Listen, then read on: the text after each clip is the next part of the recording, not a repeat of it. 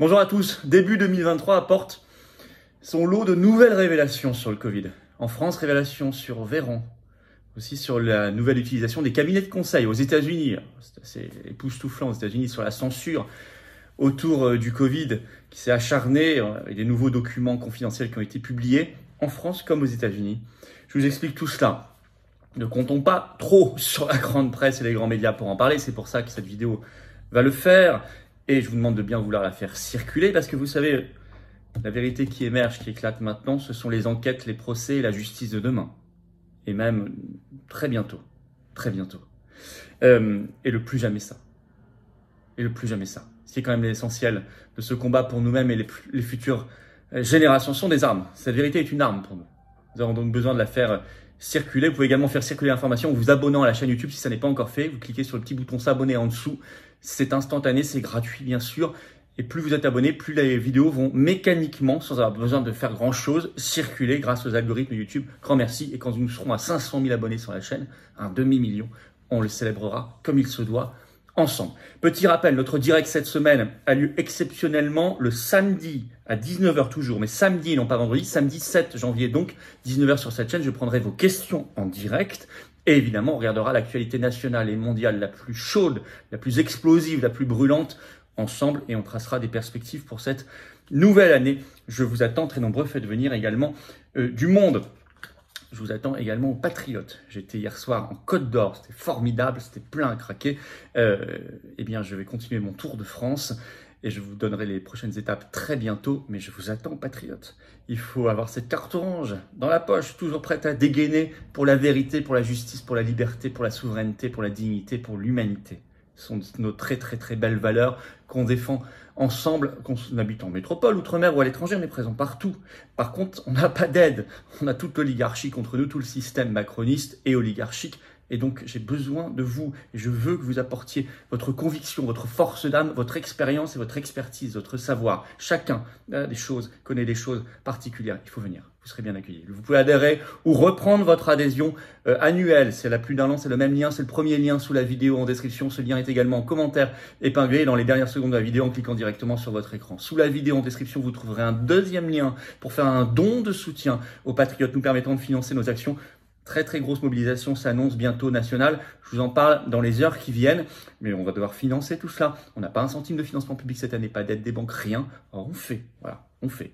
Donc si vous pouvez aider, c'est tout à fait formidable. C'est défiscalisé aux 2 tiers pour vous, que ce soit les adhésions, les réadhésions ou les dons. Et les dons supérieurs à 500 €, on a ajouté un avantage, c'est expliqué sur le site des Patriotes, c'est un service personnalisé. Mais dans tous les cas, c'est vital, c'est utile et c'est défiscalisé aux 2 tiers pour vous. Bravo aux donateurs et aux réadhérents, bienvenue aux nouveaux adhérents Patriotes. Alors, eh ben, ça y est, on a les premières grosses révélations Covid de 2023. Vous savez que ça fait quelques mois qu'on est entré dans l'ère des révélations.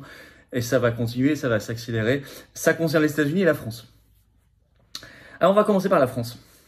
Sur le gouvernement, c'est un rapport qui ne devait pas sortir. C'est le Parisien qui l'a sorti ce 4 janvier. Un rapport secret de l'ICAS, vraiment secret. Et le titre d'ailleurs du Parisien, c'est le rapport secret de l'IGAS. L'IGAS, c'est l'Inspection Générale des Affaires Sociales, qui étrille la gestion du ministère de la Santé.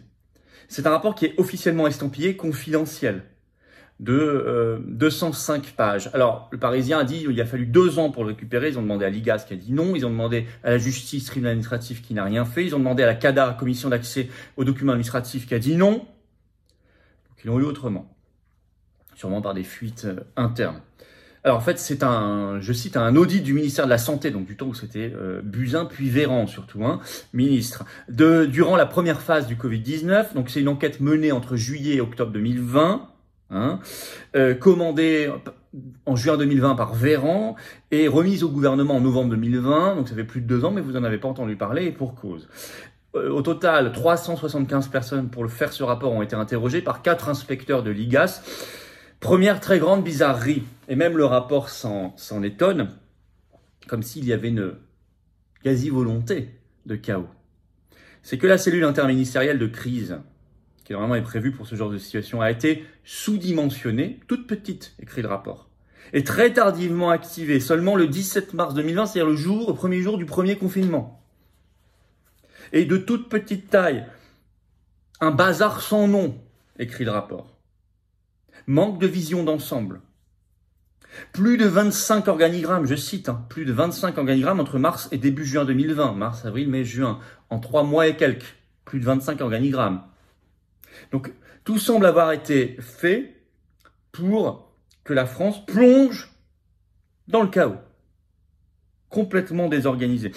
Et un très gros scandale que pointe du doigt le rapport sont les maisons de retraite, les EHPAD. Je cite le Parisien, les seniors en maison de retraite vont notamment en faire les frais. Et vous avez un article de RTL du 4 janvier sur ce rapport de l'IGAS.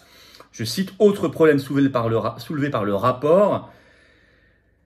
Eh bien, les EHPAD ont été parmi les premiers négligés. C'est le moins qu'on puisse dire. Et il y a eu des morts. Et ça, il va falloir aussi qu'ils en rendent compte. Alors Véran, ministre, a fait absolument n'importe quoi. La question, c'est est-ce que c'est intentionnel? Alors ce rapport ne s'intéresse pas à la gestion par McKinsey. Il aurait dû, il devrait. D'autant que, quand même intéressant aussi comme information, Libération, le 4 janvier sur l'information, que ça continue, ça repart de plus belle. Le titre de Libération, 4 janvier 2023, je cite, la branche famille de la Sécu attribue 477 millions d'euros à de nouveaux contrats, à des cabinets de conseil. Et ça a été fait en novembre dernier, donc bien après le scandale McKinsey. Et pile au moment d'ailleurs où la justice pénale ouvre une enquête sur le scandale McKinsey, on en a parlé sur cette chaîne. Je cite, pour sa maintenance informatique, un secteur qui échappe, et un secteur juteux, écrit Libération, qui échappe aux restrictions imposées depuis la polémique McKinsey. Alors on peut même se demander s'il n'y a pas des problèmes de conflit d'intérêts. Je vais vous lire un extrait. Un extrait de cet article de Libération. Je cite. La fourniture de centres d'appel a été achetée pour 47,5 millions d'euros à Worldline, une multinationale ancienne filiale d'Atos présidée par Gilles Grappinet, un ex-conseiller de Jean-Pierre Raffarin à Matignon et de Thierry Breton à Bercy. Thierry Breton, aujourd'hui commissaire européen.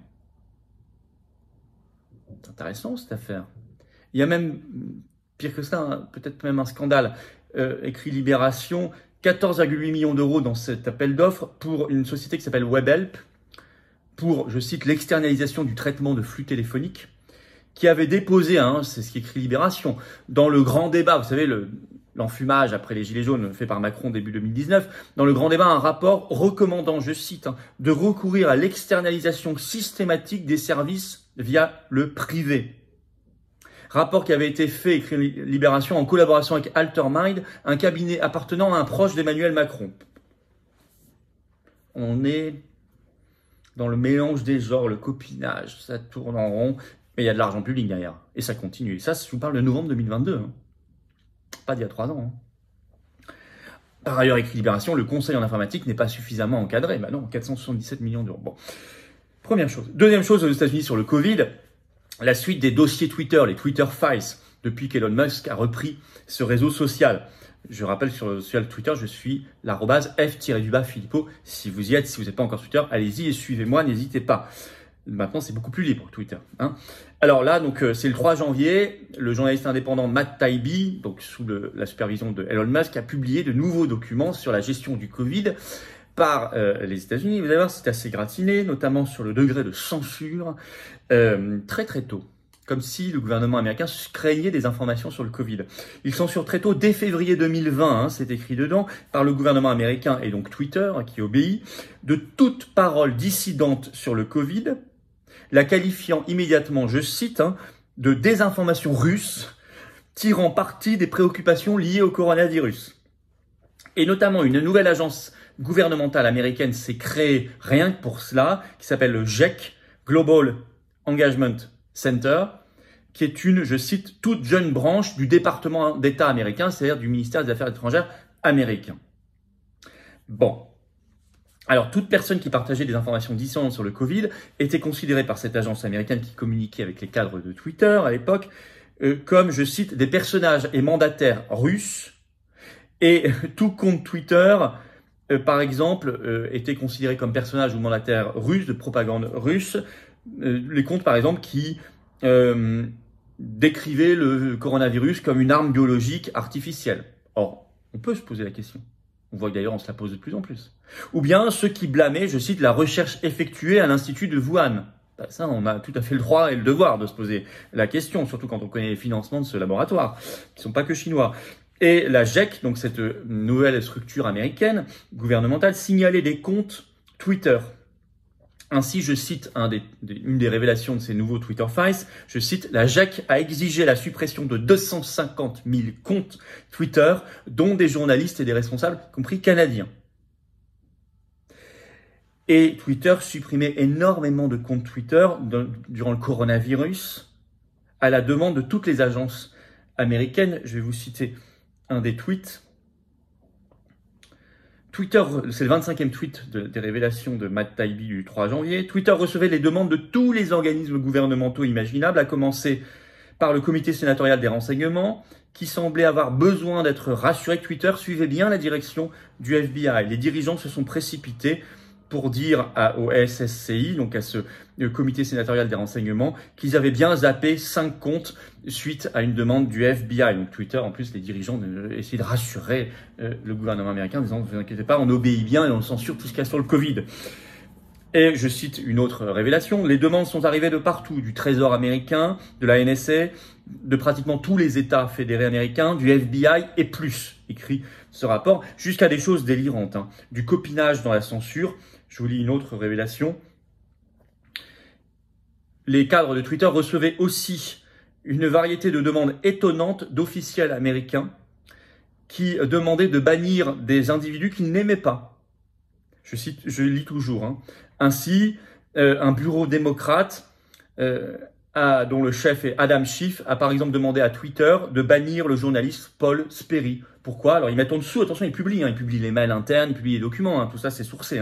Et vous irez voir les tweets, tout est, il y a les copies d'écran, etc. Parce qu'ils n'aiment pas ce journaliste, ils n'aiment pas ce qu'il dit.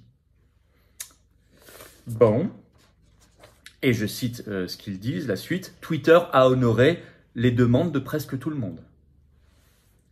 Donc, en conclusion, qu'avait-il à cacher sur le Covid? Que craignait-il comme information? Pourquoi il fallait tout de suite, sur l'arme biologique, sur Wuhan, sur tout ça, il fallait tout de suite, dès février 2020, refermer le couvercle? Vous savez, d'énormes enquêtes en France, aux États-Unis notamment, s'imposent, mais arrivent.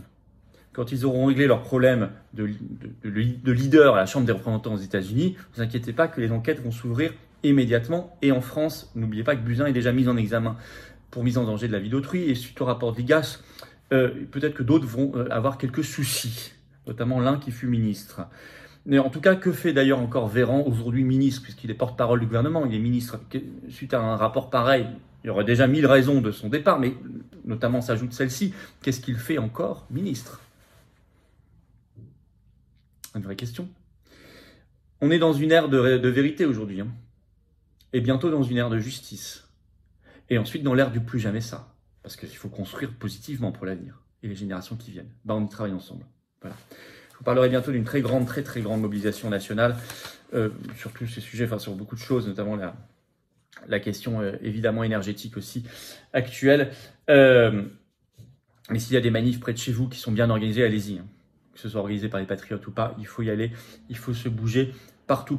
Et nous allons prendre et nous continuerons de prendre massivement nos responsabilités. Voilà, je vous rappelle, notre direct, c'est samedi exceptionnellement cette semaine, samedi 19h, samedi 7 janvier. Je prends vos questions en direct, préparez-vous, ramenez du monde. Faites circuler cette vidéo, notamment vous abonnez à la chaîne, petit bouton en dessous, vous cliquez, hop, s'abonner, c'est fait, c'est gratuit, c'est instantané. Je vous assure que c'est important. Grand merci à ceux qui l'ont bien compris, qui regardent les vidéos mais qui n'étaient pas encore abonnés, qui se sont abonnés. Et grand merci à ceux qui vont le faire dans les secondes qui viennent. Grand bravo et grand bienvenue à ceux qui vont nous rejoindre maintenant en adhérant ou reprenant votre adhésion annuelle. Vous avez été très nombreux à répondre à la consultation interne des patriotes comme adhérents à jour. On va regarder tous les résultats maintenant, parce que vous avez beaucoup donné d'informations et d'idées intéressantes. On va regarder tout ça ensemble et je communiquerai avec vous, avec les adhérents un jour là-dessus. Adhérer ou réadhérer, c'est le même lien. C'est le premier lien sous la vidéo en description. C'est un lien qu'on trouvera également dans quelques secondes en cliquant sur votre écran. Et également un lien que j'ai mis en commentaire épinglé. Et puis on se bat et quand vous venez, vous êtes bien accueillis. Vous rencontrez des gens près de chez vous qui pensent comme vous. C'est ça être adhérent et on se bat ensemble. Voilà, pour l'avenir. Dans un vrai mouvement authentique de résistance, de sincérité et de vérité. et de mobilisation sur le terrain et de rassemblement. J'y tiens beaucoup au rassemblement. Vous pouvez également faire un don de soutien en Patreon, c'est le deuxième lien sous la vidéo en description nous permettant de financer nos actions. On n'a eu aucun financement public en 2022, rien du tout, je rappelle. Pas d'aide des banques. Or, on fait. Les dons, adhésions, réadhésions sont défiscalisés aux 2/3 pour vous. Grand bravo aux donateurs, aux réadhérents. Bienvenue aux nouveaux adhérents patriotes et vive la France.